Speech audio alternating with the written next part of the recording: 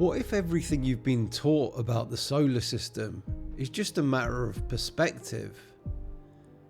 We're told the sun is at the centre, that Earth spins and races through space. The motion is relative, they say, but somehow the Earth must be the one moving. But what if the math works either way? What if the planets circling the sun and the sun circling the Earth produce the exact same results?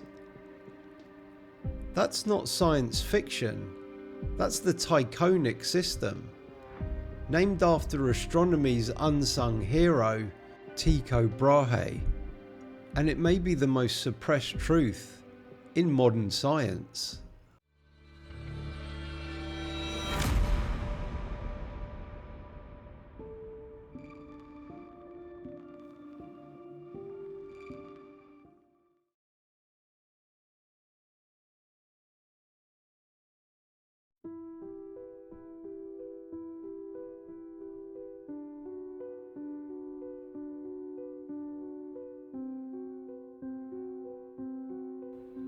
On a cold day in October of 1601, the bells of Prague rang solemnly. The astronomer Tycho Brahe was dead. His funeral, held at the Church of Our Lady before Tin, was a lavish affair, fitting for a man who once commanded the attention of kings and emperors. He was buried with honours in a coffin adorned with brass, beneath an ornate tomb carved with astronomical instruments and a Latin inscription, "He lived like a sage and died among the stars." Sage indeed, but also a swashbuckler. He was a drinker of note, and when he got into a scientific argument with his third cousin, Manderup Parsberg, the decision was made to settle the dispute with swords. In the fight, Brahe received a broadsword slash across the forehead and face, which sliced away the bridge of his nose. Having escaped death by mere inches, Brahe would have a prosthetic nose made out of gold, which he wore on special occasions for the rest of his life. Brahe cheated death on that occasion, but the Reaper would catch him early. His native Denmark had given him a burial worthy of royalty, but not everyone mourned. Within days, his assistant, Johannes Kepler, moved into Tycho's observatory. He seized the instruments. He secured the data. The meticulous records Brahe had guarded for decades were now under Kepler's full control. But what exactly was in those records that made them so valuable? It wasn't just star charts, it was a complete reconstruction of the cosmos. A system that solved the problems the ancients had wrestled with for centuries. From antiquity, the Ptolemaic geocentric system had relied on epicycles, circles upon circles, to explain the strange motion of planets in the sky.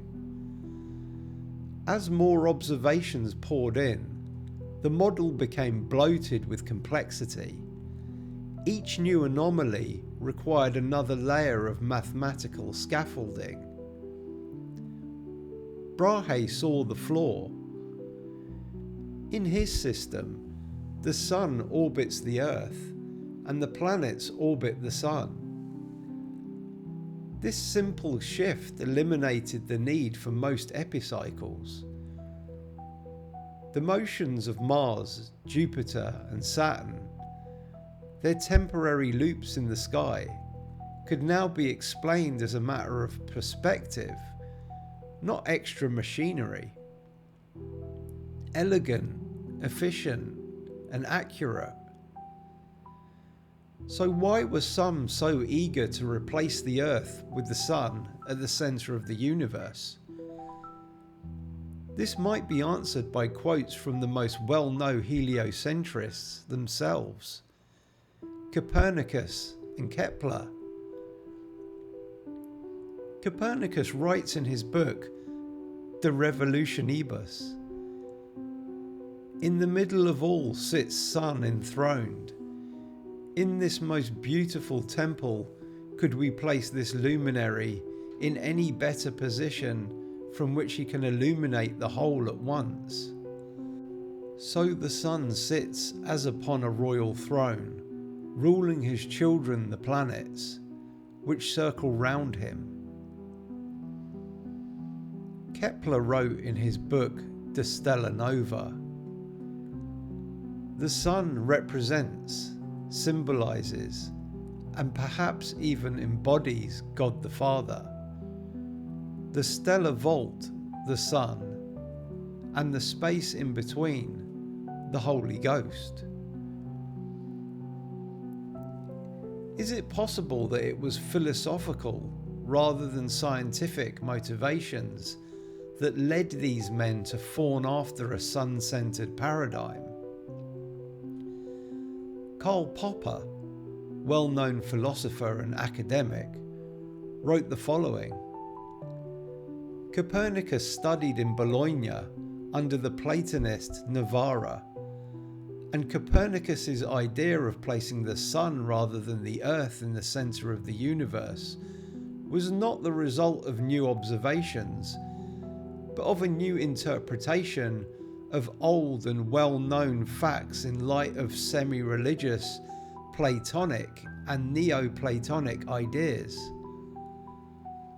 The crucial idea can be traced back to the 6th book of Plato's Republic, where we can read that the Sun plays the same role in the realm of visible things as does the idea of the good in the realm of ideas.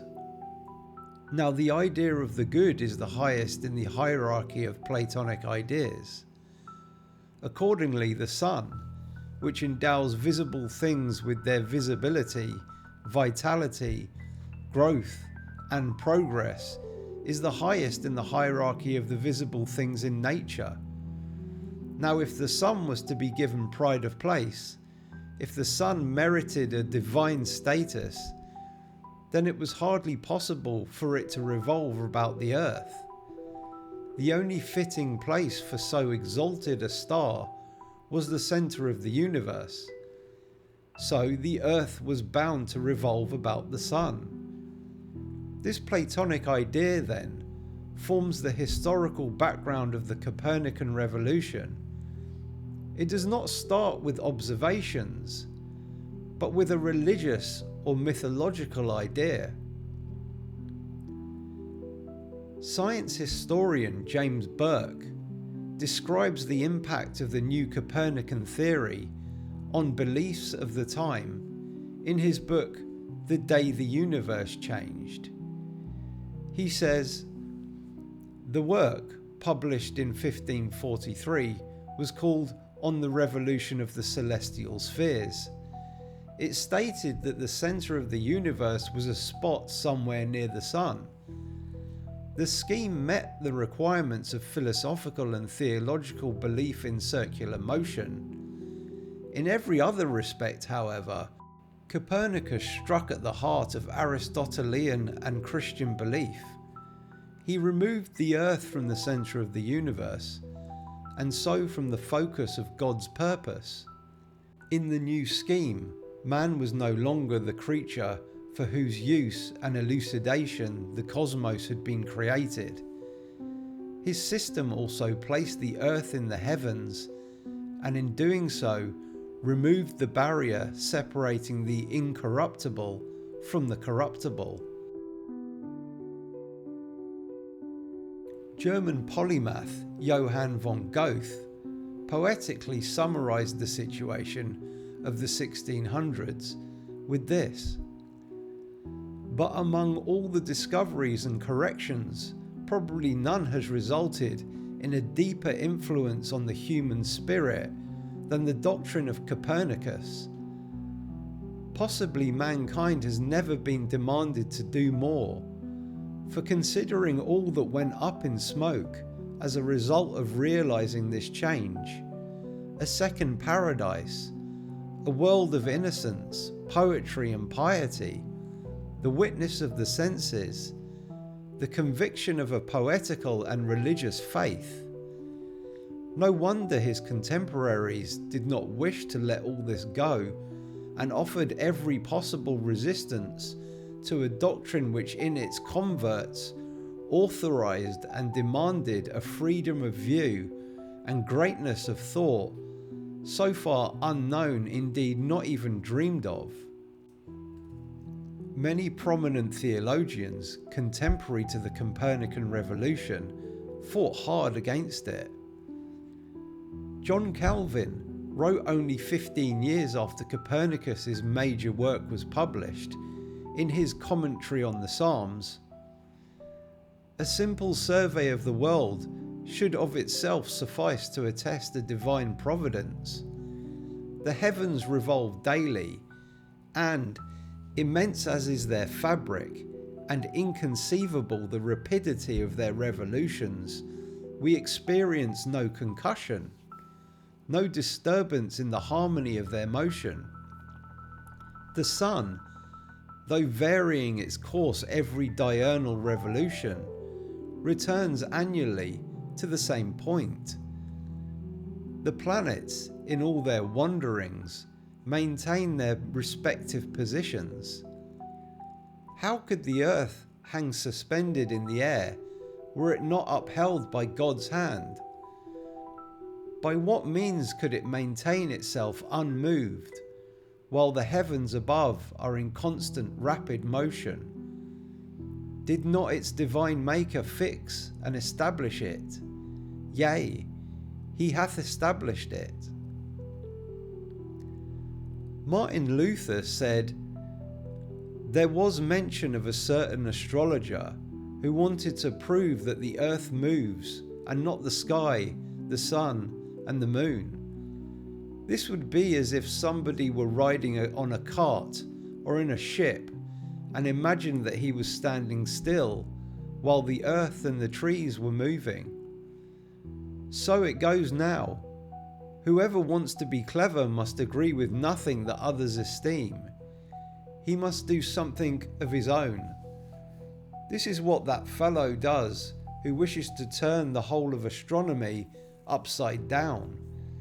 Even in these things that are thrown into disorder, I believe the Holy Scriptures. For Joshua commanded the sun to stand still, and not the earth." This Luther quote refers to the biblical story of Joshua 10, where a miracle occurs involving the sun and moon standing still in the sky. Joshua 10:12. "Then spake Joshua to the Lord in the day when the Lord delivered up the Amorites before the children of Israel. And he said in the sight of Israel, Sun, stand thou still upon Gibeon, and thou moon in the valley of Ajalon. And then the sun stood still, and the moon stayed, until the people had avenged themselves upon their enemies. Is not this written in the book of Jasher? So the sun stood still in the midst of heaven, and hasted not to go down about a whole day." Some argue the Bible uses phenomenological language to describe the movements of celestial bodies. In other words, talks from the viewpoint of the observer. But if what really happened in the Joshua event was that the earth stopped spinning, then it could not be that both the sun and moon stood still in the sky. All parties agree that the moon orbits the earth. Commenting on this passage, well-known Reformed theologian of the 17th century, Wilhelmus A. Brackel, said, "This miracle did not occur in reference to the earth as if her circuit were interrupted, but it occurred in reference to the sun and the moon, whose circuits were interrupted. All this clearly proves that sun and moon revolved around the earth. There are differing views on the biblical arguments for and against a stationary earth. They can, however, be summarized with this statement: anywhere that the Bible may seem to be talking to the issue of movement or non-movement of celestial bodies, it is always the sun that is moving and always the earth that is stationary. As well as the Joshua passage, we can cite the following examples. Job 26:7, he stretcheth out the north over the empty place, and hangeth the earth upon nothing. Psalms 19:4-6, their line is gone out through all the earth, and their words to the end of the world. In them hath he set a tabernacle for the sun, which is as a bridegroom coming out of his chamber, and rejoiceth as a strong man to run a race. His going forth is from the end of the heaven, and his circuit unto the ends of it, and there is nothing hid from the heat thereof. Isaiah 38:8, behold, I will bring again the shadow of the degrees which is gone down in the sundial of Ahaz, 10 degrees backward. So the sun returned 10 degrees, by which degrees it was gone down. Psalms 93:1, the Lord reigneth, he is clothed with majesty, the Lord is clothed with strength, wherewith he hath girded himself. The world also is established, that it cannot be moved. Regardless the theological angles, Ptolemy's model struggled to explain the changing brightness of the planets. If all orbits were centered on Earth, then planets like Venus should sometimes appear massive and bright, or completely vanish, depending on where they were. But they didn't. The observations didn't match. And 9 years after Brahe's premature death, an Italian astronomer, physicist and engineer named Galileo Galilei discovered the phases of Venus with the newly invented telescope, which seemed to be a death knell to the Ptolemaic geocentric system and champion of the new Copernican helio model. But Brahe's legacy lived on. Could his Tychonic model explain the new observations of the 17th century? We'll answer this in the next episode, whilst also looking at a scientific conflict involving Galileo that rocked the Christian world to its core.